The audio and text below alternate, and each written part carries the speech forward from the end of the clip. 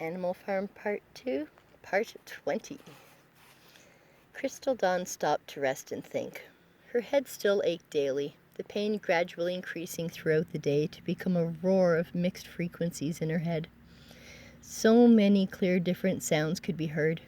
She could almost individually mimic their sounds like a bird with different calls.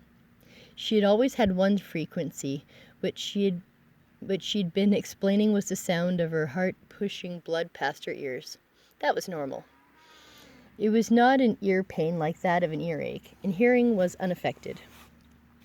One was an usually sharp, constant sound. It was the most unbearable. She gathered her crystals and set her intentions. She called upon and used the power of Africa. Africa was mighty and seeped in the blood of the innocents. Her totem was an ebony statue her adopted father had given her. She had added the chakra color points for visual connection purposes. The statue was an African individual holding a tall rock above their head. Crystal Dawn had little interest in the rainbow chakra, typical of those interested in self-balance. Crystal cared more for the chakras of the third eye and up, in the universe of connectedness. Her interest did not stem as far as the depths of the universe and all it had to offer. Her intent was to connect with the people around her, her partner, her children, her family, her neighbors, and the whole world. Someone was required to step into the limelight and say, "It can be done." Considering a man like Jesus could come into this world with such a message of love, of forgiveness, and not be accepted, but rather be crucified, was clear evidence no one could ever rise that could unite all people, wasn't it? Those were the thoughts of men, self-doubt, fear, for surely mankind had the power to create whatever world they wanted. Whatever they thought, they could speak in words, and that started the process of bringing thoughts into reality. This idea of bringing thoughts into reality was their little piece of God. He had made people in His image, and within each person is God. It was not that they are God, but rather having some of His power, that being life. Life gave us the ability to grow so we could learn and have experiences, which in turn help us grow, until hopefully by the end of a long, joyful experience, we can retire in peace and enjoy the long-earned sleep of a satisfied and complete soul. It was one that experienced all life had to offer and lived as many lives as possible within the time their consciousness allowed. Crystal looked at the lines on her Lemurian seed crystal. She had known absolutely nothing about crystals or believed in their power until 3 days ago when Yerasimos and her watched a blue cartoon man explain scientifically how crystals work with geometric shapes. She saw one image and was an immediate believer. It was so similar to the pattern of light she saw that connected all living things on the earth. It couldn't have been it. It was hard to say, though, as there had been so many lines connecting so many things. Early spring was so rich with life. Perhaps fall and winter would offer a different view. She had temporarily borrowed her daughter's crystals to see what she thought of them. The video said, "Try one and see if you notice a difference in that area." Well, back when Crystal had gone to Africa, she carried her daughter's crystal with her. She had accidentally broken part of it, so she had kept it in safekeeping. It came to her that upon gathering these crystals, she carried these blue and clear crystals for some time and had an amazing ability to communicate quite clearly. Whether it was the crystals or the dialectic behavior therapy techniques for communicating with others, she had the strength of communication. When she shopped for her own crystals, at first she cared not for the names and descriptions on the gems, but rather to which she was attracted. She then realized if she wanted the crystals to work for her, she would need to be a proper friend and get to know them. The crystals were officially future friends she hadn't met yet. She began choosing her friends wisely. These were the friends that would help guide her character and spirit in her intentions. The first was a bloodstone, centering. Bloodstone is excellent for centering and grounding. It is said to help with calming, particularly in survival situations. It is said to be a stone of courage, bringing mental, physical, and emotional renewal by releasing blockages. It is said to be particularly good for helping emotional traumas and grief. The second was a carnelian, courage. Carnelian is an agate class of chalcedony that is a stone of creativity, individuality, and courage. Like all agates, it has protection energies. Carnelian can help to ease or remove sorrows. It also helps stabilize energies in the home. It is a stone of protection in general and from anger, jealousy, and fear. In addition, it can help with manifestation of one's desires and bring good luck. The third was a honey calcite, amplifier. As if she needed amplifying, Erasmus picked one also with rainbows deep beneath its surface. Honey calcite is a stone that gently amplifies energy. It also assists in the challenges associated with change. Honey calcite enhances psychic abilities, astral projection, and higher consciousness. It also enhances intellect and memory. Could there have been a more perfect stone for the two of them as partners and also individually? The fourth was two stones, as Crystal loved green the most and wanted to especially enhance her heart's loving power. Rainforest jasper, nature. The earth stone makes a wonderful connection to earth and all its inhabitants, plant, mineral, and animal. It brings awareness and joy for the natural state of things, such as your own body and emotional balance. It is an excellent stone for communication with animals or totems. Kambaba jasper, peace. Kambaba jasper is a stone of peace, tranquility, and fertility. It reminds us of the gift of life and our connection to all living things of the present, past, and future. Rich in orbs and swirls of green and black, this stone is commonly used to aid in meditation. The fifth was a blue apatite, personal power. Blue apatite is a dual action stone known for its positive use of personal power to achieve goals. It clears away confusion, apathy, or negativity, then stimulates the intellect to expand knowledge and truth, which may be used for personal growth or for the collective good. It is a stone of manifestation, promoting a humanitarian outlook and service to others. She did not purchase the sixth, but continued to use her daughter's stone as a temporary loan, but she loved having her involvement. The seventh was special. It was a Super 7, a higher purpose. The Super 7 crystal represents the universal brotherhood of humanity. Super 7 crystals provide an access corridor to the subconscious mind to remember why you are here, what your role is, and how you can live that purpose to its highest degree. Super 7 retains all the properties of amethyst, clear quartz, smoky quartz, cacozenite, rutile, geothite, and lepidocrosite combined. This is one of the few stones that retains all the energy and clarity of each mineral, and it never needs cleansing or energizing. It's a spider. Crystal Dawn gathered her intentions. The light shone its light with great strength at her back, casting rainbows everywhere. It was near impossible to see the computer screen, but Crystal needed to continue the story so the people would understand the smallest of changes that were needed to create the change that saved the world.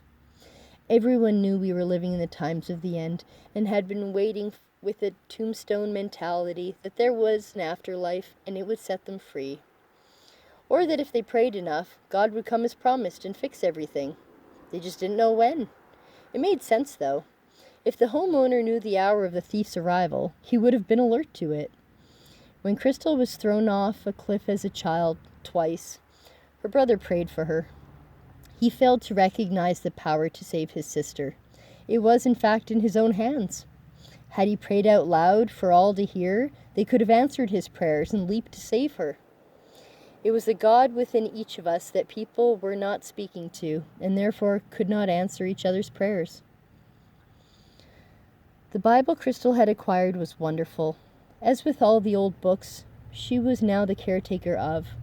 She held them gently, feeling their covers, imagining their past lives and adventures. Who had held this book? Surely all that had held it had at one time had these same words echo through their consciousness. This Bible in particular was the book of a preacher. It was not a fact, but believed to be true. Among the books was a diary of Mary Beach, 1923. Beautifully handwritten words lined the pages with delicate notes of her life. How many eggs the chicken lay, sales of eggs, visiting of neighbors, the weather, her health, and fasting. But most importantly, who she referred to as father, but was believed to be her husband. Enos, who regularly left and returned and was regularly at church, more than weekly, sometimes every third day. At one point in her diary, she was healed and no longer required reading glasses. She died the following year, and this diary was the only connection to know about her, as 1924 was a long time ago in anyone's memory.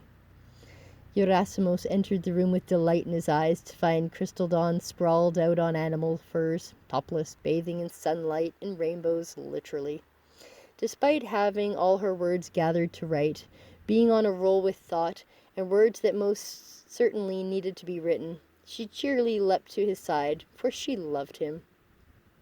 Despite living together and working together, they didn't spend every moment together. He had his own dealings in the backyard, compound, zoo, building site of their future home, time, business investment, funding for the future to care for. There was so much more value in a square foot of land than most people knew. After what felt like an hour, Crystal Dawn had come to a lot of realizations that needed to be recorded. These days, every moment that occurred was another wonderful realization of understanding that led to peace, joy, and love, that continued to create yet another ripple. Each of these ripples, like the shapes within the Super 7 gem, was repeating. Everything fell into these same patterns, repeating throughout the universe, throughout time. An example of this would be the smaller world within a world that her mind had difficulty collecting all the thoughts with the occurrences and the actual physical writing of the words in such a way to be understood. You see, after her partner had come, she was trying to explain both the experiences with him and after he left. Then her daughter came to visit, but with the most intense negative energies. She had calmed her, and then understood the situation, gave wise advice for action with positive intent, and then her friend she was distressing about called. You see, she had worried herself to a point of serious concern, and she could hear it in her voice. Her friend was elated to have gotten her phone back and wanted to plan to go swimming and hang out. Her daughter still displayed odd energy, so Crystal radiated some joy and positivity, and her daughter was set to have a great time. She was all set to write about the experiences when her daughter returned to discuss nuances of her planned adventure, when Crystal set her bounds that she had done her duty healing and talking, and if this was trivial and unrelated to her, that she would not be giving her time or headspace. That was one of the realizations. Focus. Headspace is the few centimeters of space in your head that belongs to you. George Orwell described the space of consciousness quite well. That was one of the beautiful things about the past. They simplified everything to reduce the speaking of unnecessary words. There used to be a purpose in communication. One spoke to another to convey a thought, ask a question, inform, describe, etc. There was an intention. Even if the speaking of words was small talk between individuals, it would be for the purpose of spreading pleasantries. That does not mean that bad did not exist, for surely one of the communications would be to sound warning, would it not? That was so primal, it was already in the sound base of the human brain. Humans of any language could speak to one another through a variety of means that spoke to the soul and not the brain. Cats and dogs, the lesson they offer in subjection by will versus force. One is more pleasing than the other, but both are valued by people. Some people want to earn the love of their pet. Some wanted easy love that could be instilled with force or treats. Crystal Dawn realized what was occurring and how to fix it. You see, it is quite difficult to exist in different planes of existence, let alone be able to stop and write about the balance occurring at all times between thinking, a mental state, and doing, a physical state.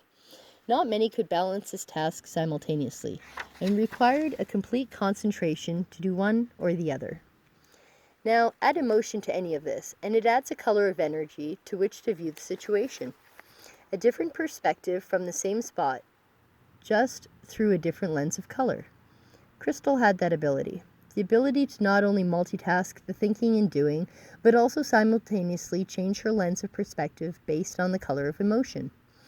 This color range of the chakra, once known to Crystal, finally made sense and connected the energy that could be felt by another person. Not all colors are visibly seen, but their energies can be felt by others. The secret to seeing someone's aura is as simple as discerning what state of perspective the other person was in. If they were caught on their physical primal needs, they typically glowed red. Sexually roused people are not necessarily orange, but a blend of various colors, depending on the connectedness between individuals. Loving people who spoke to you with open hearts glowed a natural green, but sometimes pink, as there was an outer chakra in front of a person. Wise-minded were blue, and open-minded were purple. Simple connections once made were seen everywhere, because the human brain does that. It believes, it creates. She didn't have time to ponder on the feelings and colors of when she conjured a storm, but truly this was one day worth considering, so she could perhaps not draw off its energies intentionally, but know of them so as to avoid them. Many assumed that the one who could unite mankind must be spotless, without sin, be washed white in the blood of the Lamb. But have we not already established that white is in fact all the colors? Had mankind grown so keen on the idea that white meant clean and spotless, rather than the full spectrum of colors we know it to be? We know no man was without the stain of sin. The purpose of existence was to help individuals grow to enlightenment through their existence. Just as boiling water can soften a potato or harden an egg, so too bad experiences could influence how the individual responds to pressure. Remember, crystals are formed under great amounts of heat energy and pressure. They form as they do because they are the material they are made of. The external pressures placed upon them to become a strengthened, crystallized version of themselves in pure geometric, universe-aligned shapes. We all grow under pressure. Another parable would be a sword and a stone. A stone can beat a sword and damage the blade, or the blade can hit the stone in such motions as to sharpen the blade. Erasmus commonly called Crystal Dawn a double-edged blade, as she could seriously draw blood. She had been finely tuned and sharpened over time by each experience she encountered. She was ready, and she knew she could handle what was to come as long as her family was safe. It was already 9:30 p.m. and the sun had set. The coolness of the evening was felt in the air, and it was evident the day was drawing to an end. Tomorrow she would tell of the power of Africa that was bestowed upon her. Tonight her mind would sort the past, present, and future to best explain to the people how they could create the change. Tomorrow was the day she would tell the animals fixed the world. Today her time had ended, and the resonating shape of the Super 7 crystal lay embedded in her mind. At the center was herself, and the 5-sided shape continued in larger and larger repeating patterns like a Russian doll, with a tiny baby at the center. It was a perfect replica of the largest, and each repeating size smaller. This was our universe. If she could fix a small-scale version of a problem, the same solution could be magnified for the equating larger version of the problem. It was simple and made perfect sense. The lessons of the past had to be used to plan the future, so the present would know what actions needed to be taken. George Orwell said, "He who controls the past controls the future. He who controls the present controls the past." Crystal Dawn had old books in her possession that gave her power of the past in text. She carried the power of the people of the past in their stories, long scribed in her memory, and could be recalled as if from a conversation with a friend from a moment ago. She carried the power of Africa and the innocence lost in corruption. Not only did she carry the spirits of the dead innocents, but she also carried the physical burden of proof of existence and experience. She had not known the significance at the time, but upon later review, discovered the depth of what had occurred. If we simply stated, Crystal was awarded the opportunity to travel to Africa, that in itself would be of amazement due to her social status and finances. When the details unfold of how a humanitarian was able to be awarded permission to enter a country that was experiencing turmoil, mass murder, and mass corruption at the start of a global health pandemic, was not only awe-inspiring, but also horrifying. That was for tomorrow, though. Balance in doing all the things was required for this intention.